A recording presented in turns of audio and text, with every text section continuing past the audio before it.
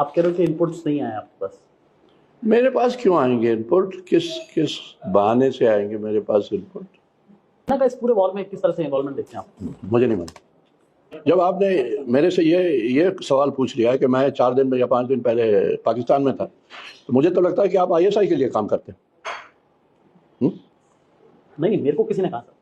नहीं, वो ISI वाला ही होगा ना। नहीं, उन्होंने कहा कि सर जाते रहते हैं पाकिस्तान में। हाँ, तो किसने कहा आपको? ये तो हरामीपन है ना। किसने कहा आपको?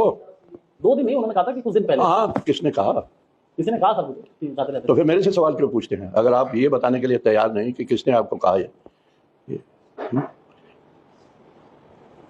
तो हमारे बातचीत का क्या फायदा अगर झूठ की बात हो रही है? तो ये प्रोपेगेंडा हो रहा है, आप प्रोपेगेंडा में शामिल हैं। मैं प्रोपेगेंडा में शामिल। तो फिर ये बकवास क्या कहाँ से आ रहा है कि मैं 4 दिन पहले मैं पाकिस्तान में था? नहीं, लगाओ इसको।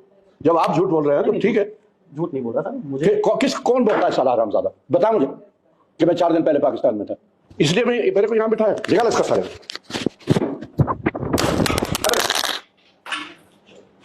झूठे साले। नहीं यार, इसलिए यहाँ आया था तुमने। मालूम है मैं कौन हूँ?